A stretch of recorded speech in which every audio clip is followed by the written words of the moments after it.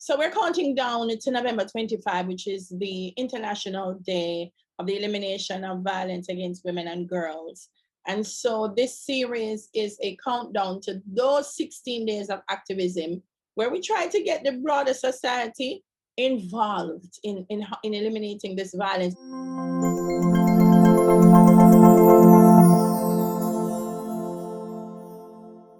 I feel that knowledge is power. And one of the things that you have done at NCU is this study on domestic violence in Jamaica.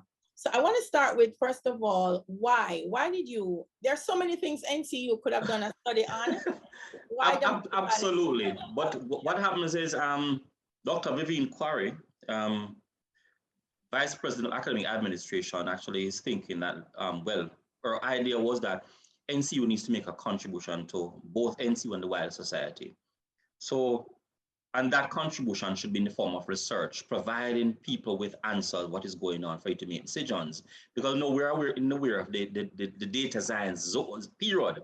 So with that said, I thought to myself, what can I do?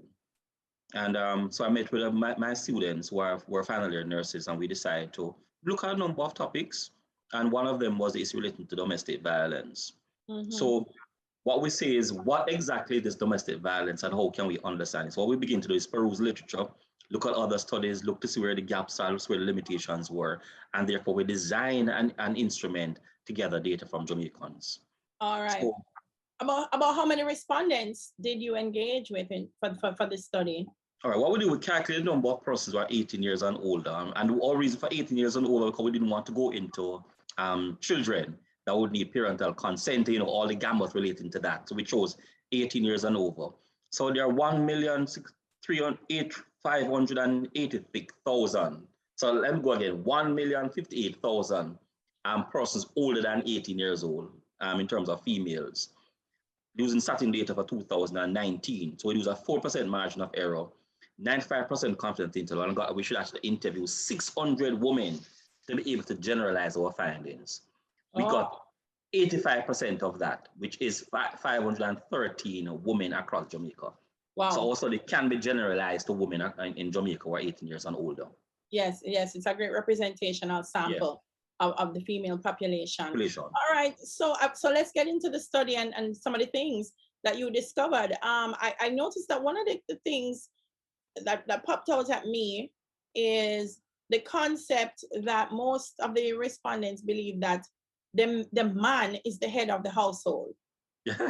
Oh, yes. I mean, I don't think that something will ever stop in terms of Jamaica, because we understand the culture and the importance of the culture. We can actually go into all the studies that I looked at, the issue related to culture. So women still believe that the men are the head of the household. And in this study, a lesser percentage of the women are head of household because they gave that headship to the male. Yeah. So that was not anything which is special. Yeah. And also the concept of being a victim of domestic violence and the ways in which the respondents defined victim. Because I felt like even though some of them faced it, they didn't want to say that they were a victim. Am I wrong? Absolutely. But what I find fascinating, when we asked ladies, I mean, how many of them knew of cases of women being abused in domestic environment? 63% of them said they know of a case. But when you ask them, are you abused? Only 32% of them said yes. Mm. So then you wonder, who are the person that they know who are abused? Mm. Because if 63% of the women said that they know of someone being abused, and only 32% of them said that they are abused, then what is the other 32% for? Yeah. So you really wonder what is really going on in terms of the dynamics there. Yeah. You really have to wonder. Yeah, something's going on with the dynamics. Yeah. Maybe they think what is happening to them can be explained, because when we look at how many persons have been abused by particular individuals, we look at some numbers now. By a boyfriend, 64%. By the husband, 19%. And by a family member, 18%. So what do we realize? They are abused by their sexual partner. Yes. Did we in the study break down what abuse means to them, whether it's physical emotional. Oh yes, we absolutely did. So let's look at some numbers now. Yes. Physical violence, all right, 60%, which means 6 out of every 10. Sexual violence, 9 out of every 100. Emotional violence, 31 out of every 100. So physical violence is actually going on extensively as a result of COVID-19. Yes, still the women are saying they know of someone being abused, but only 32% of them are being abused. Yeah, yeah. So it's easier to talk about somebody else's situation, but it's not so easy to talk about my own. And we find that you had some shocking findings coming out of this study. But what we can do is maybe to look at why the women are not thinking that is the case. And yeah, when you ask them what are the reasons, I want to get there, but before we get there, because you were alluding to something else, and I want to hit it on the head before, because who's watching now is saying, what is he saying? Give me, because it was a shocker for me, the percentage of women that have reported being abused since COVID-19. Oh, that part shocked me totally. All right. I remember we were saying 45% of women say that they women 32% say that they have been abused since COVID-19. It means 3 out of every 10 women that you meet, 18 years and over, is indicating that they have been abused. That means it's highly likely that you know someone who is abused and you're not even aware of it, just by seeing the person on a face-to-face basis, and that individual is going to be abused. Because a number of us meet 10 women each day. Correct. So it means that 3 of every 10 that you're walking with are abused. But at the same time, they are saying, listen, it's me, it's not really me, but it is somebody else. So, using the story of somebody else to sort of tell you what is going on. And only about 40% of them said they have reported the cases. Yeah. But remember, though, that a number of these women who are abused are in a home and they are seeing the individual repeatedly, every day or every other day. This is your boyfriend, this is your husband or a family member. So to say, listen, he's the one, and this is what he's doing. Women need to think through this, and maybe why they're thinking through it, why they're afraid of saying what is going on. But some of them are also trying to rationalize why they are getting beaten. Let's look at some numbers. No, don't run ahead of me, Mr. Bourne. Don't run ahead of me, because I want to go back to the 3 in 10, because it's 3 in 10. But also you said some of them pointed out the boyfriends, the husbands, but family members. Family members, and these are close family members. Yes, and so also cousins, brothers, etc. And also individuals in the society. Absolutely. But when we disaggregated the figures, 85% of women technically say that they know of who is the person who has been the abuser, the perpetrator. They know them.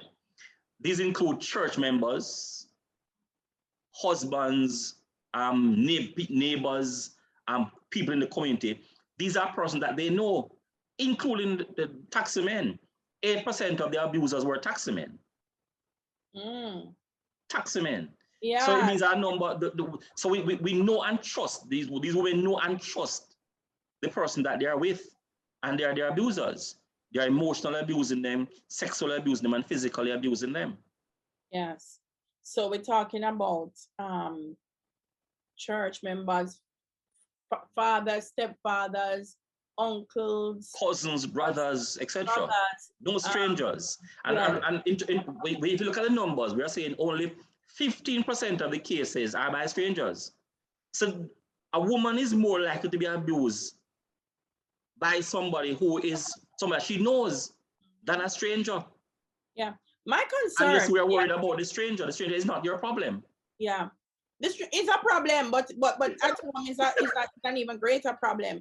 But my concern is, and you mentioned it, because this is during COVID-19. It is during COVID-19. Is that whereas with a stranger, it may be a one-off encounter, or it may be a situation where something has happened, but at least I'm able to stay away until justice is served. If I am living in a home with the perpetrator, I don't know if the survey revealed that abuse therefore is more frequent and more constant and more prolonged, that it's not just a one-time activity. Oh yes, we looked at it. And 42% of the cases are frequently done. So it's not a one-off scenario that a woman is actually abused one time and she doesn't see the individual again. So it's 4 out of every 10 times it will happen again. And this is something bad. So she now has to weigh the consequence of her action to speak. Oh, and that's something else, because to say weigh the consequence, it's somebody else's actions, you know, and they need to be forced to look at the consequences and to bear some consequence.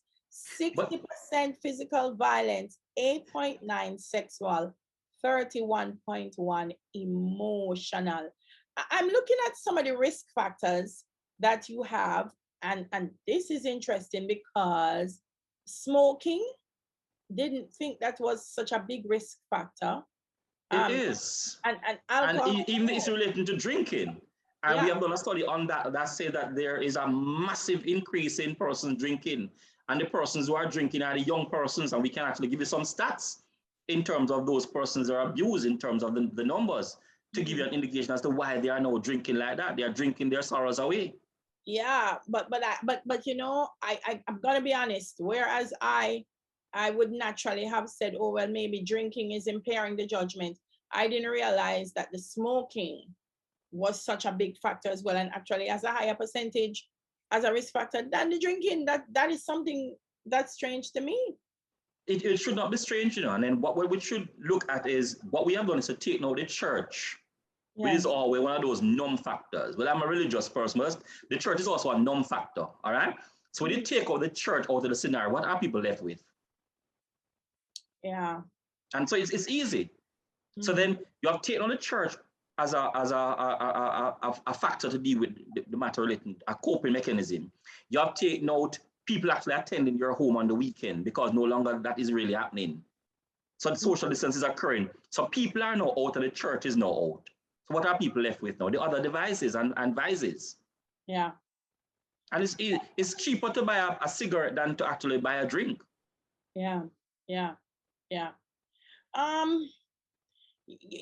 table 3 illustrates, and I'm sorry if I keep going back and forth with you, but I want to nail down some things before we talk about even some of the perceptions that the women have had. Your table 3 illustrates that the COVID-19 measures impacted 90.3% of women experiencing domestic violence. Expand on that for me. And that is what we're saying. So what we're, and that's why I'm emphasizing over and over and over and repeatedly, that COVID-19 is not only a disease, a communicable disease, it's also a mental health and a financial burden on many persons. Now, what is happening? Many people have actually lost their jobs, and some persons have actually lost income as a result of that. So you're working less days, and that means less salary.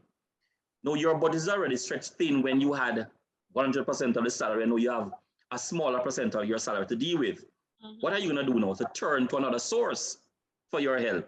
And that other source might be what is actually causing this increase in domestic violence. Because that source now realizes that he is your source of livelihood, a source of survival. So you can't speak. And that gives him or her now the right to abuse you. So what is going on is that the COVID, as a result of all of that environment, is creating a stress factor for women. And women are trying now to find a source how to get out of this, and at the same time keep their sanity.